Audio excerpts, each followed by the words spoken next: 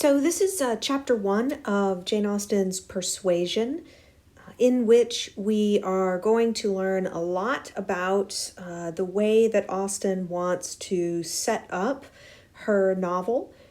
In particular, we're going to learn a lot about Sir Walter Elliot of Kellynch Hall. And this is important because what she's doing here in this chapter is setting the stage for the main conflicts, several of the key problems that she's going to be unraveling and working throughout the rest of the text. We also get a really good sense here of the author's sense of voice. So I am going to read through chapter 1 with you. I'm going to do this sort of page by page on this web app. And then after I read each page, I'm going to mark it up and give you some feedback on what I'm noticing as I'm reading through. Chapter 1. Sir Walter Elliot of Kellynch Hall in Somersetshire was a man who, for his own amusement, never took up any book but the baronetage. There he found occupation for an idle hour, and consolation in a distressed one. There his faculties were roused into admiration and respect by contemplating the limited remnant of the earliest patents. There any unwelcome sensations arising from domestic affairs changed naturally into pity and contempt as he turned over the almost endless creations of the last century. And there, if every other leaf were powerless, he could read his own history with an interest which never failed. This was the page at which the favorite volume always opened. Elliot of Kellynch Hall.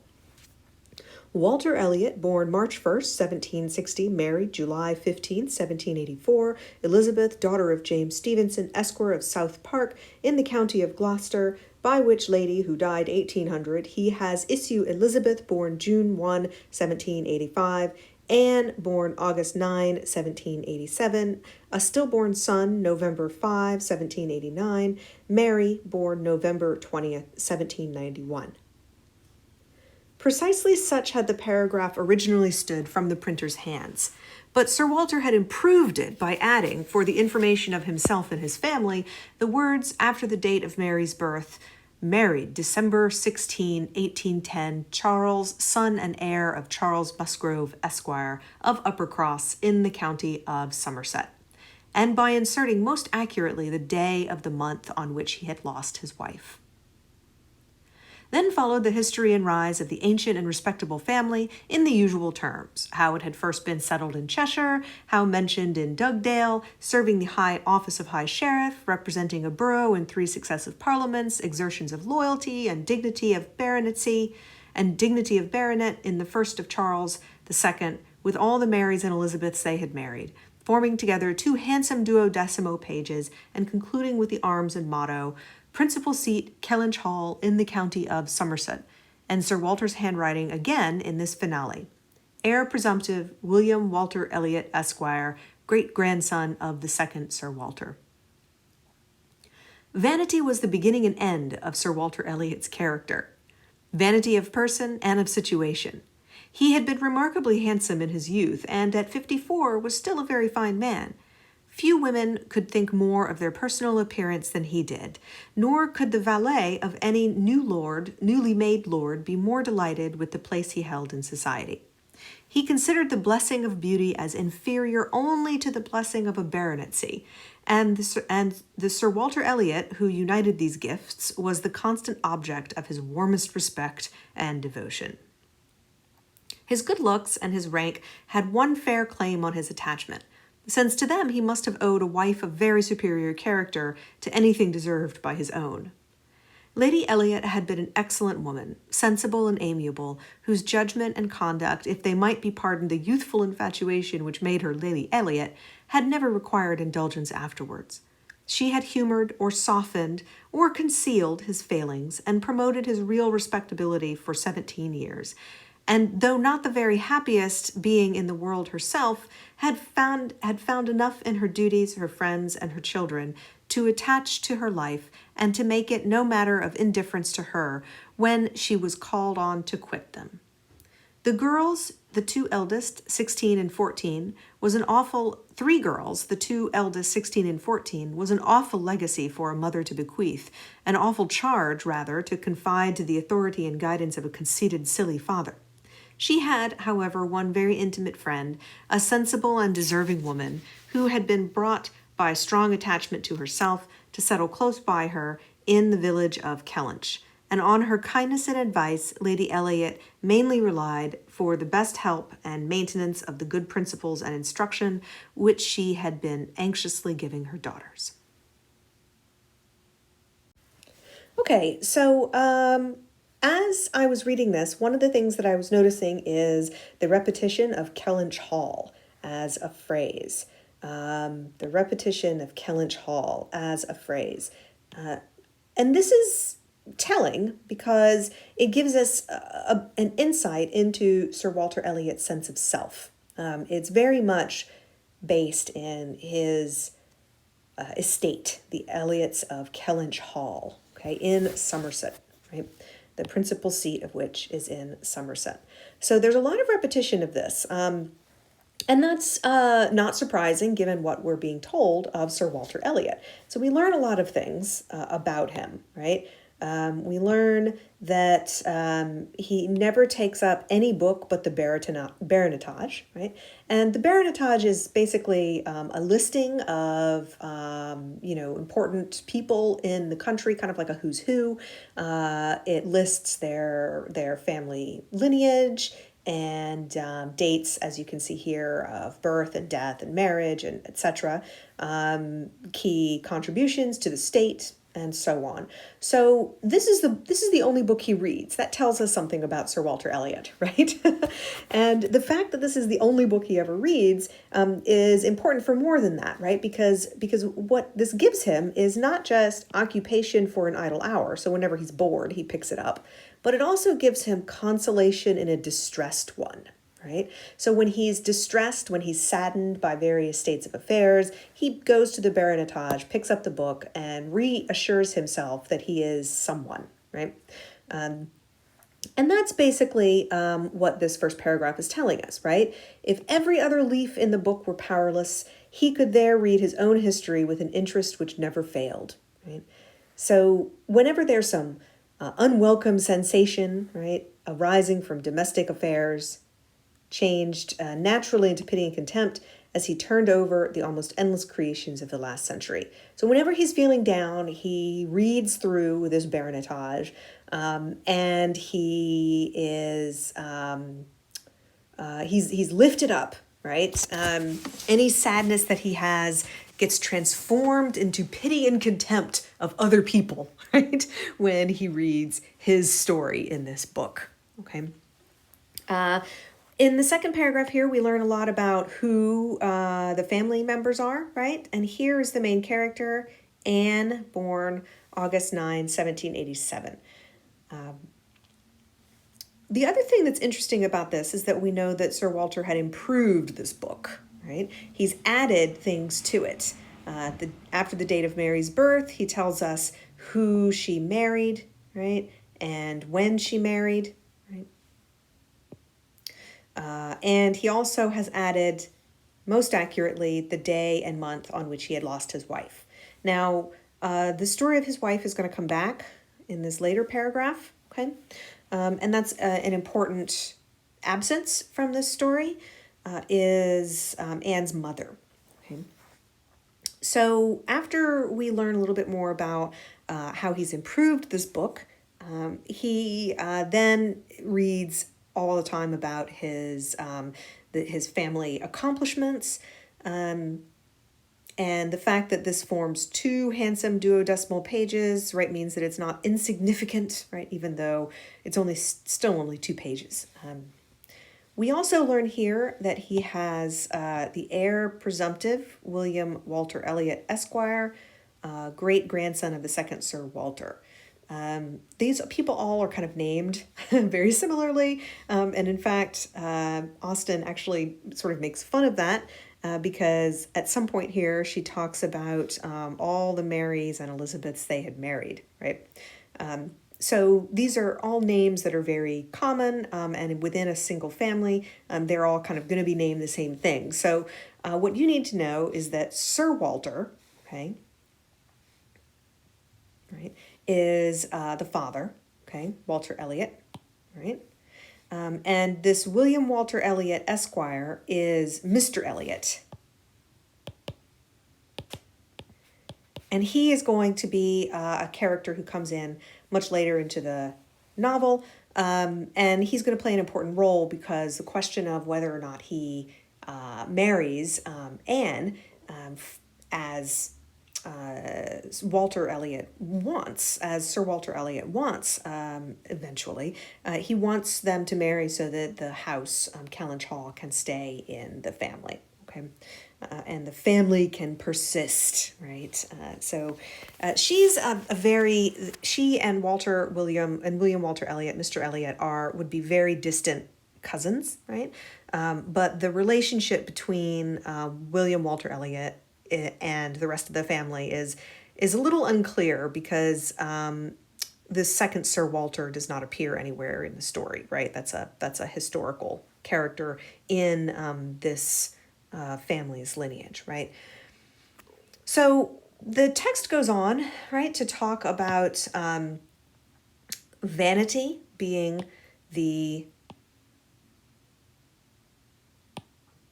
beginning and ending of Sir Walter Elliot's character, vanity of person and situation. And we can already see that from what we've learned so far, okay? He prides himself on his appearance, okay? Few women could think more of their personal appearance than he did, okay? And here we learn that he considered the blessing of beauty as inferior only to the blessing of a baronetcy. And the Sir Walter Elliot who united these gifts was a constant object of his warmest respect and devotion. So here he's talking about himself, right?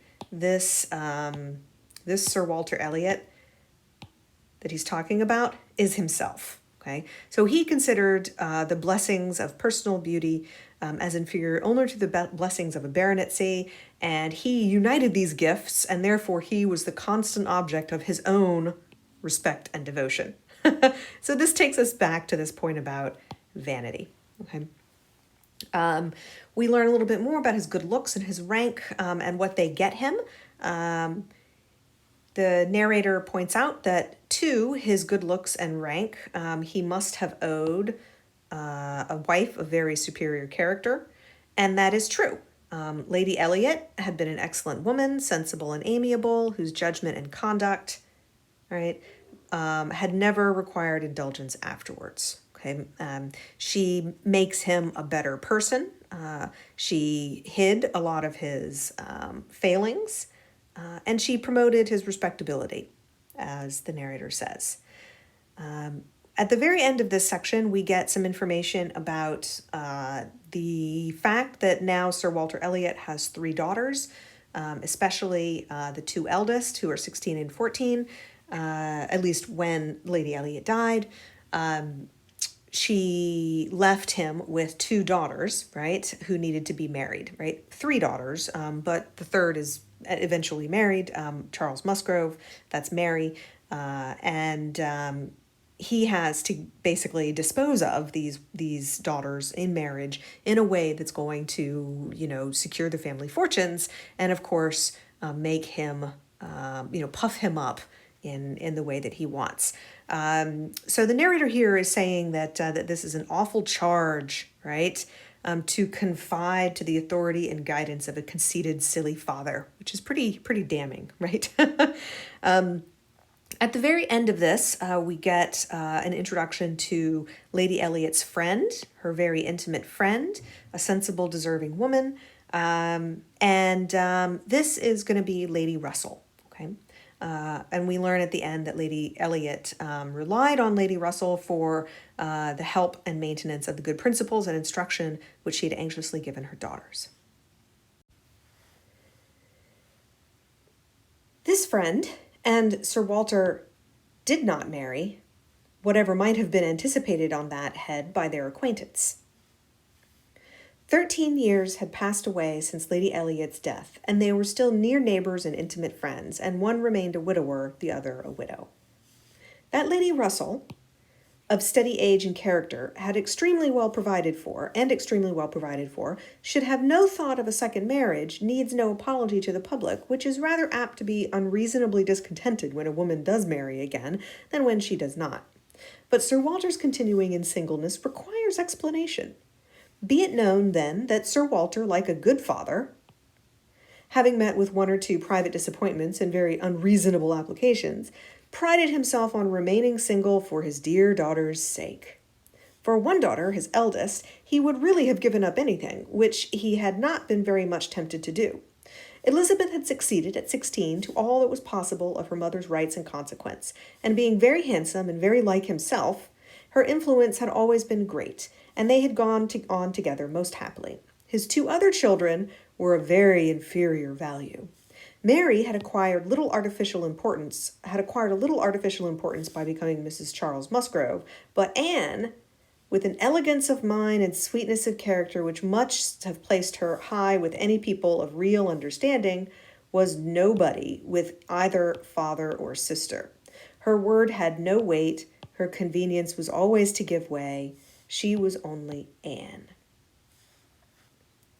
To Lady Russell, indeed, she was a most dear and highly valued goddaughter, favourite, and friend. Lady Russell loved them all, but it was only in Anne that she could fancy the mother to revive again. A few years before, Anne Elliot had been a very pretty girl, but her bloom had vanished early, and as even in its height her father had found little to admire in her, so totally different were her delicate features and mild dark eyes from his own, there could be nothing in them now that she was faded and thin to excite his esteem. He had never indulged much hope and had now none of ever reading her name in any other page of his favorite work, the Baronetage. All equality of alliance must rest with Elizabeth, for Mary had merely connected herself with an old country family of respectability and large fortune, and had therefore given all the honor and received none. Elizabeth would, one day or other, marry suitably. It sometimes happens that a woman is handsomer at 29 than she was 10 years before. And generally speaking, if there has been neither ill health nor anxiety, it is a time of life at which scarcely any charm is lost. It was so with Elizabeth, still the same handsome Miss Elliot that she had begun to be 13 years ago, and Sir Walter might be excused, therefore, in forgetting her age, or at least be deemed only half a fool for thinking himself and Elizabeth as blooming as ever, amidst the wreck of the good looks of everybody else. For he could plainly see how old all the rest of his family and acquaintance were growing. Anne haggard, Mary coarse, every face in the neighborhood worsting, and the rapid increase of crow's foot about Lady Russell's temples had long been a distress to him. So, in this section, what we're learning about is, of course, more about Sir Walter Elliot. We're learning a little bit about his relationship, or lack thereof, with Lady Russell. Most people thought that they would marry because she was so close with Lady Elliot, but they didn't. The narrator makes a really interesting point here in this description of Lady Russell, that Lady Russell, of steady age and character and extremely well provided for, i.e. money, right, should have no thought of a second marriage, needs no apology to the public, which is rather apt to be unreasonably discontented when a woman does marry again than when she does not. So what's happening here, right, is that Lady Russell has chosen not to remarry, and the narrator is telling us that that needs no apology, because actually the public is usually unhappy when a woman does choose to marry again. So she moves on to Sir Walter, whose continuing in singleness does require an explanation. And then we get into this interesting bit of discussion where we learn that the reason he ostensibly has not remarried is because, like a good father, right, he prided himself on remaining single for his dear daughter's sake. Now, we ought to have some question marks around this, right? Because is this really the reason he has stayed single? I note the word like here, right? And he's prided himself on remaining single for his dear daughter's sake. And then this gets into a discussion of Mary, right? a discussion of his other daughters, including Mary and Anne, right? So Elizabeth is the daughter most like him, right? Again, the narrator frequently says she is very like himself, okay? And this goes back to his vanity and his self-centeredness. His two other children, however, were of very inferior value, okay? And I've circled some of these things and underlined others, right? Because what's happening here is free indirect discourse. We're getting quite a bit of it. Now, what I want you to notice is that this is not the narrator speaking, okay? At least it's not the narrator speaking the narrator's own thoughts. It's the narrator speaking the thoughts and words of Sir Walter, okay? It's not the narrator who says his two other children were of very inferior value. It's the narrator speaking Sir Walter's words, right? His two other children were of very inferior value. Mary had acquired a bit of artificial importance by becoming Mrs. Charles Musgrove, but Anne, and then this is the narrator, with an elegance of mind and sweetness of character which must have placed her high with any people of real understanding, was nobody with either father or sister. Right? Her word had no weight. Her convenience was always to give way. Right? She was only Anne. Okay? So you can see and hear the narrator kind of flipping back and forth between the narrator's thoughts and the narrator's sort of ventriloquism of Sir Walter's thoughts. And what this has the effect of doing is encouraging us to see what's wrong, really, with Sir Walter. So we learn more about his character. And we learn that Anne is beloved by Lady Russell. And then here again, we get a description of Anne, but this is also governed by free indirect discourse. So we get a sense that this too is Sir Walter. A few years before, Anne had been, quote, a very pretty girl, right? But her bloom had vanished early, right? And even at its height, her father had found little to admire in her, okay? And again, the reason for this is because they're very different from his own, right? His features and Anne's are very different from one another. And that goes back to his sense of egotism. And there could be nothing in them now that she was faded and thin, right? Again, to excite his esteem. We can hear him speaking here. Again, free and direct discourse, okay? He had never indulged much hope, and he had now none of ever reading her name in any other page of his favorite work, okay, which is the Baronetage. So he doesn't think that she's going to make a good marriage, at least one that will, inflate the family. Instead, all equality of alliance must rest with Elizabeth. Mary, even though she's married, had merely connected herself with an old country family of respectability and large fortune, right? Which, what's wrong with that? Well, the problem with that is because she had given all the honor and received none, which, we should take with a grain of salt. Elizabeth, he thinks, is the one who will marry suitably one day. And then this section down here is about Elizabeth, right, for the most part. But at the very end, we get some very interesting information about Sir Walter's sense of his desire for beauty, right, and the sort of importance he attaches to it, and the way he thinks about other people in the town, right.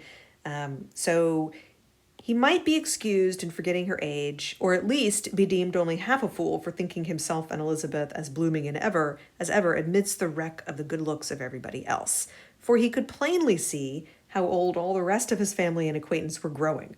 Anne was growing haggard, right? And again, this is a quote, right? We hear him speaking here. Mary had grown coarse, and every face in the neighborhood worsting, and the rapid increase of the crow's foot around Lady Russell's temples had long been a distress to him. Okay? So again, lots of free and direct discourse. Okay? Elizabeth, however, did not quite equal her father in personal contentment. 13 years had seen her mistress of Kellynch Hall, presiding and directing with the self-possession and decision which could never have given the idea of her being younger than she was. For 13 years, she had been doing the honors.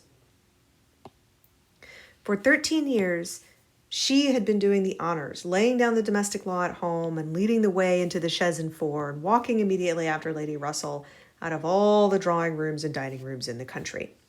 13 winters, right? Note the repetition, right?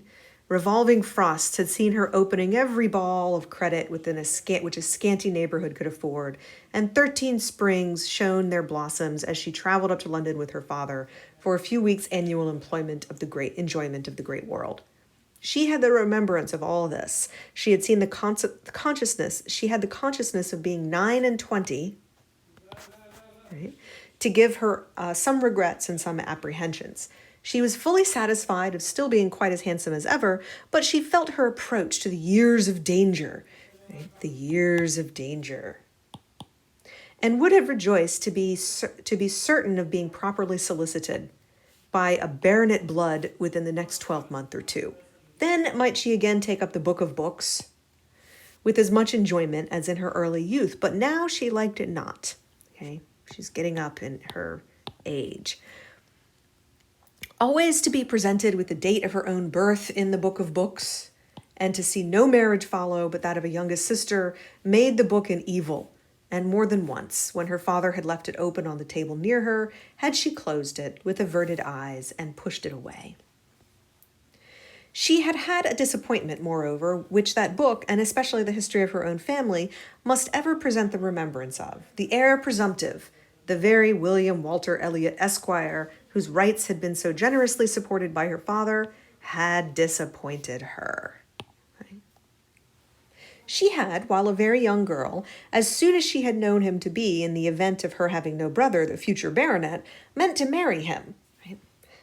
She had meant to marry him. And her father had always meant that she should. Right? He had not been known to them as a boy, but soon after Lady Elliot's death, Sir Walter had sought the acquaintance. And though his overtures had not been met with any warmth, he had persevered in seeking it, making allowance for the modest drawing back of youth, and in one of their spring excursions to London, when Elizabeth was in her first bloom, Mr. Elliot had been forced into the introduction. He was at that time a very young man, just engaged in the study of the law, and Elizabeth found him extremely agreeable, and every plan in his favor was confirmed. He was invited to Kellynch Hall, he was talked of and expected all the rest of the year, but he never came, kind of like Frank Churchill in Emma, right? The following spring he was seen again in town, found equally agreeable, again encouraged, invited, and expected, and again he did not come. And the next tidings were that he was married. Great. Instead of pushing his fortune in the line marked out for the heir of the house of Elliot, he had purchased independence by uniting himself to a rich woman of inferior birth. Okay? And you can sort of hear Walter Elliot speaking here as he sort of holds up his nose, right? Holds his nose when he talks about this. Sir Walter had resented it. As the head of the house, he felt that he ought to have been consulted, especially after taking the young man so publicly by the hand. For they must have been seen together, he observed, once at Tattersall's and twice in the lobby of the House of Commons. His disapprobation was expressed, but apparently very little regarded. Mr. Elliot had attempted no apology and shown himself as unsolicitous of being longer noticed by the family, as Sir Walter considered him unworthy of it. All acquaintance between them had ceased. So there's a break, right? This Tattersall's is a sort of popular place about town, and of course the House of Commons is a seat of politics in London, right? I love the repetition here and the use of passive. He was talked of and expected. He was invited, right? And the use of this sort of parallel construction to emphasize, these actions that Walter Elliot is performing.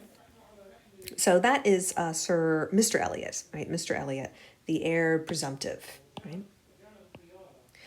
This very awkward history of Mr. Elliot was still, after an interval of several years, felt with anger by Elizabeth, who had liked the man for himself, and still more for being her father's heir, and whose strong family pride could see him only in him a proper match for Sir Walter Elliot's eldest daughter.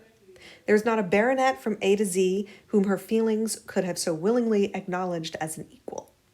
Yet so miserably had he conducted himself,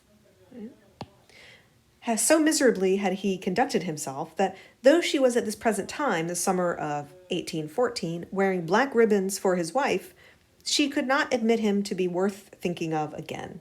The disgrace of his first marriage might, perhaps, as there was no reason to suppose it perpetuated by offspring, have been got over, had he not done worse. But he had, as by the customary intervention of kind friends, they had been informed, spoken most disrespectfully of them all, they had been informed, spoken most disrespectfully of them all, most slightingly and contemptuously of the very blood he belonged to, and the honors which were hereafter to be his own.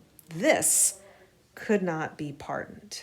So what we learn here is that Elliot, Mr. Elliot, has lost his wife. Okay, he has lost his wife. Okay, and worse than that. Right? He has spoken most disrespectfully of the Elliots, most slightingly and contemptuously of the very blood he belonged to, and the honors which were hereafter to be his own. This could not be pardoned.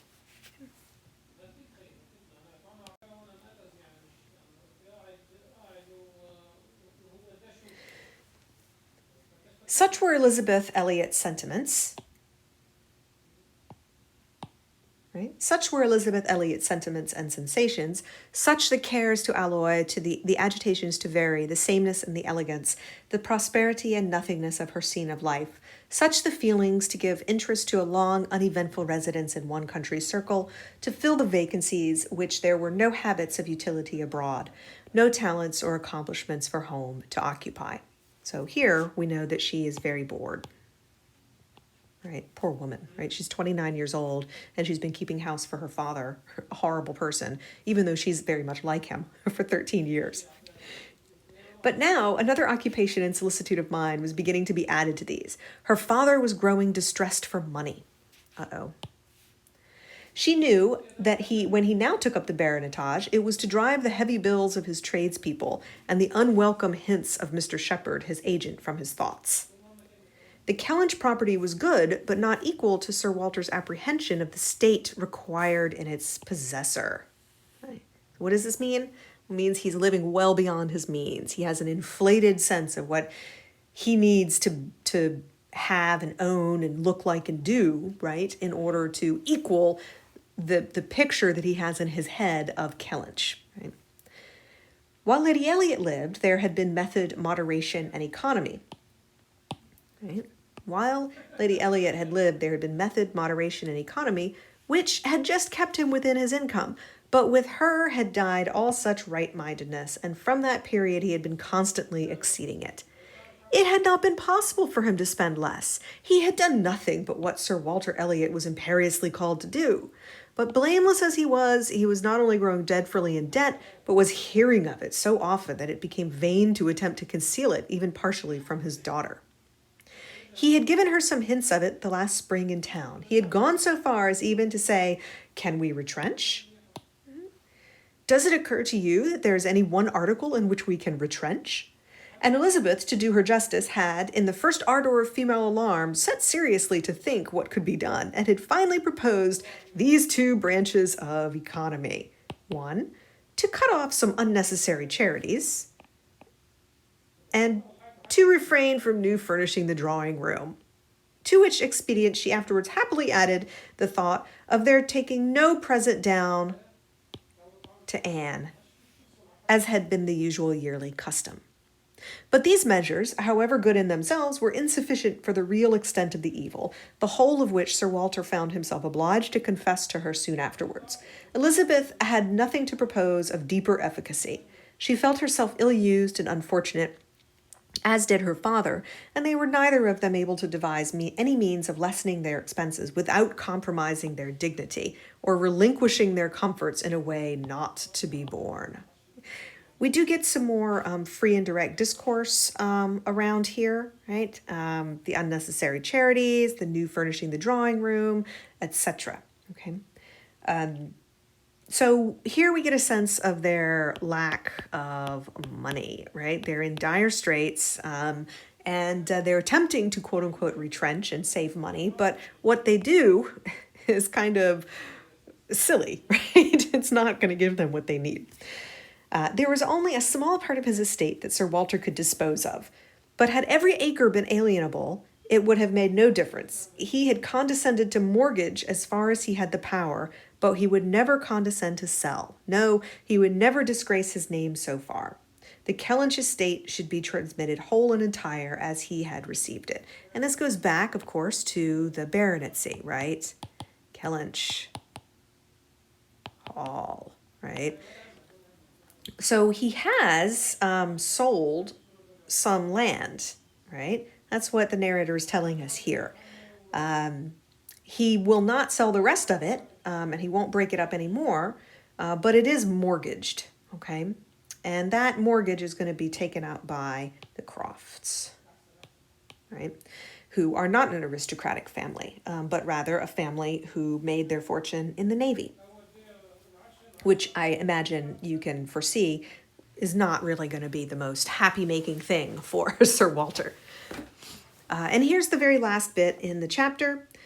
Their two confidential friends, Mr. Shepherd, who lived in the neighboring market town, and Lady Russell, were called to advise them, and both father and daughter seemed to expect that something should be struck out by one or the other to remove their embarrassments and reduce their expenditure without involving any loss of indulgence, of taste, or pride.